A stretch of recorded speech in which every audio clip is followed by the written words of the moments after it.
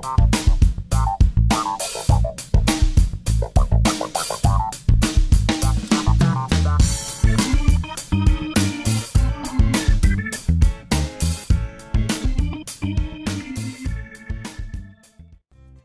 welcome back to my channel. This is Canadian Retro. I've got another pickups video for you here. Pretty interesting stuff, I think. Not a whole lot, but again, I don't want to get a massive backlog, so I don't have epically long videos and that kind of thing. So I'll get down to it right now. The first things I picked up actually came from a Goodwill. Most of the stuff actually came from a Goodwill, although it was on a couple of separate days. On Sunday, I went out and hit up my shops and just really didn't find a whole heck of a lot out there. Hit up a local Goodwill and I found this, which is just in a random case here, but it's X3 or 13 rather, not X3, 13. So, you know, just a GameCube game. I really like this game. It's not like super valuable or anything like that, but for that I paid $2.02 loose, so I figured it was a reasonable deal. And I already have it in my collection, but you know, I might be able to trade it off or something like that down the line, or if I find an empty case and things like that, I'll be able to fill it. So I thought I'd go for that title. Another one that I went for was the same day, but it was actually a different Goodwill. They priced their games at $5 each, which, you know, is reasonable for the games I picked out. Actually, they have a number of different titles that I really wanted to get my hands on, but just it wasn't worth the $5 kind of price tag on them.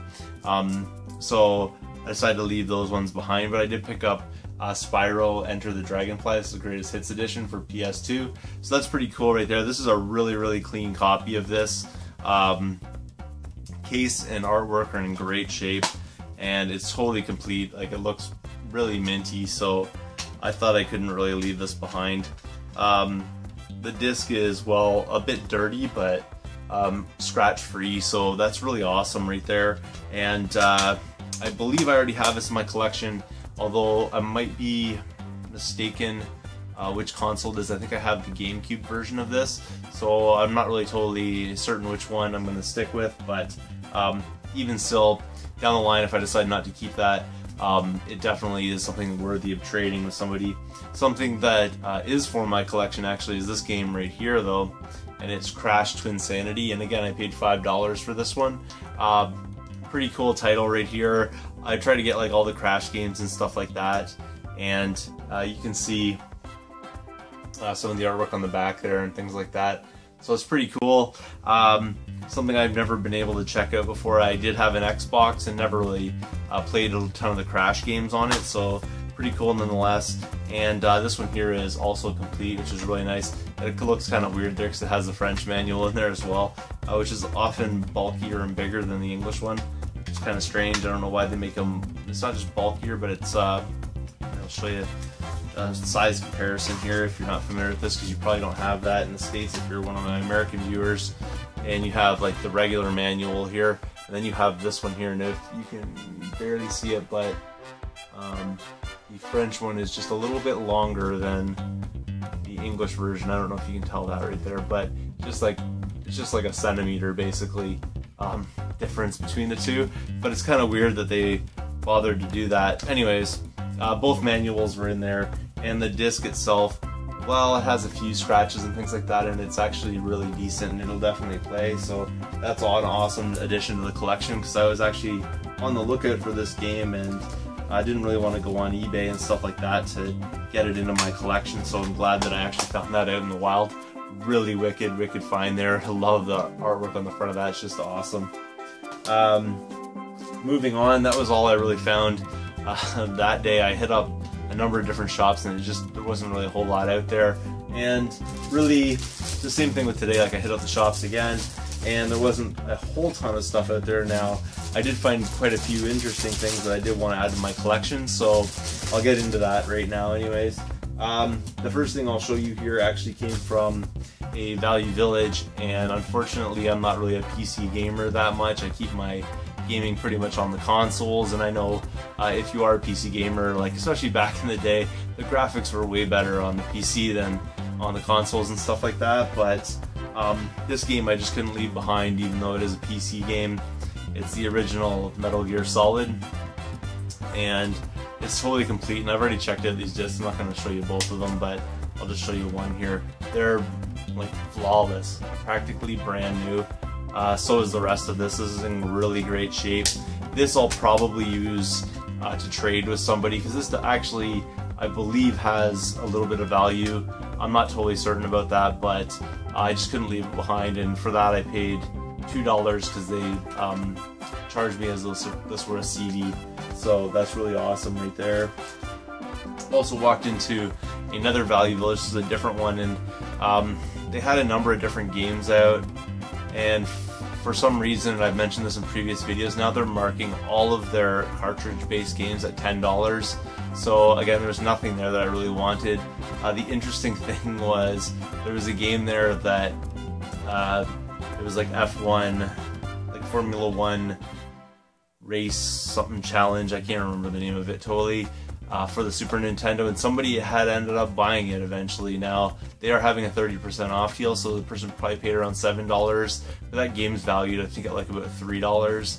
So honestly, I don't know why people are bothering to buy these things there, but they're basically just telling them to charge whatever they want. $10 for a $3 game is obviously never going to happen for me.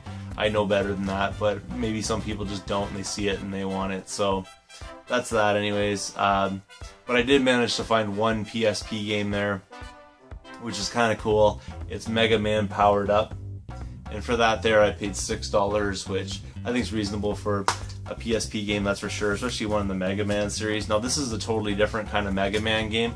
I've seen gameplay of this. It's complete, by the way. UMD's in good shape. I've seen gameplay of this before, and it looks kind of interesting, that's for sure. I think this was on, and I'm trying to remember now, it might have been Metal Jesus Rocks, and this was a recommended PSP title. I can't guarantee that. I'll have to look that up and see if I'm right there, but I did see this on like someone's sort of like hidden gems kind of videos, or something that you have to check out on the system kind of thing. So pretty cool that I was able to find that one there. I leave a lot of PSP stuff behind. I don't really collect that much for it, just because I do have most of the stuff that I already want to play on it already, but this is something I didn't have already, so that's pretty cool right there. And then moving on, I went into a Goodwill. This was actually my first stop of the day, but I decided to leave it for the last here, and I picked out a few titles that I thought were interesting. They're PlayStation 1 titles, and as you know, I like collecting for the PlayStation 1. It's one of my favorite systems to collect for. As you can tell back there, you can see like the number of games I have. I'll usually pick up, if they're cheap, just about any game for the PlayStation 1, as long as I don't have it already, or if it happens to be, as you know, Frogger related, then I end up picking it up for some reason. But here we go. So the first one that I picked up though is Tom Clancy's Rainbow Six Lone Wolf, and it's complete, which is really nice. This disc on this is pretty decent. It's not too bad. It's got a few light scratches and stuff like that on it. I don't know if you can see them, but it's not too bad. So that's something that I'm definitely interested in checking out, just because I never actually checked out a lot of these titles on the original PlayStation. I know it's probably not going to hold up very well, probably why it's not valued that highly, but I paid $2.02 for that one, so thought it was kind of good. Something, I'm trying to remember if I have this in my collection or not already. I really need to make myself a spreadsheet to keep track of these things, just because I'm getting a lot of PlayStation 1 titles and I kind of lose track of it. But I really enjoyed this back in the day, so I thought I would pick it up even if I didn't have it already. I'll probably check it out later and see if I actually do own it. I think I might, but still, I enjoyed this back in the day, so I did want to pick it up, and it's Star Wars The Phantom Menace. Has kind of a crack in the case, so this case is a total write-off, but it's complete, and the manual is in pretty nice shape as well, and the disc is similar to the other one. It's actually in a little bit better condition, so it's not too bad. Pretty nice considering the age of this and stuff like that, and you know, finding it in a thrift shop kind of thing. And then moving on from there, I also picked up Matt Hoffman's Pro BMX, which I didn't have in my collection already, and I've heard people really like these games. I'm not too familiar with them necessarily, so it's something I do want to check out. You know, it's kind of like the Tony Hawk sort of idea, but with bikes, I think, is the idea behind it. And there it is there, and the manual again is in great shape, which I really appreciate when people take care of their stuff. The disc has a few light scratches, but most of that on there, if you can see it, is just dirt, things like that. So not too bad at all. The case on this one's actually in decent shape considering where it was, to tell you the truth. And then finally, something that I really wanted to get into my collection, which is, I don't know if you can see it there, it's Share Love Hurts. And this is a CD by Share, but actually it's Metal Gear Solid VR missions. The only thing that's missing here, and although the manual's not in the world's greatest shape, the only thing that's missing here is the back art. So it was just in this like random case for some reason. And luckily when I pulled this out, the part I saw was this, because this is actually a game that I really wanted to get in my collection. So there it is right there. I think this one's not in as good shape as the other ones. We'll just see here. Yeah, it's a little bit beat up, but that's not too bad really. It's really hard, I think, to tell on the camera how it is, but there's a few scratches on it. It might actually play. If it doesn't, I could fix that up. And obviously I'm going to be looking for the back art for this one. So if you have, you know, Metal Gear VR missions back art and nothing else, and you want to hook me up with that, that would be really great, because I really want to complete this.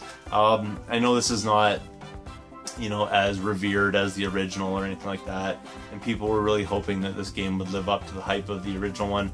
Unfortunately, this game did not, but I really enjoyed it anyways back in the day, and I really wanted to get it back in my collection. So there we go, there it is, minus the fact that it doesn't have the back art, but like I said, fortunately it does have the manual, which is really nice. So that's everything that I picked up in the last few days. Hope you enjoyed the video. Thanks again for watching. If you haven't subscribed yet, please do. Feel free to thumbs up this video, comment down below, and I will see you all later.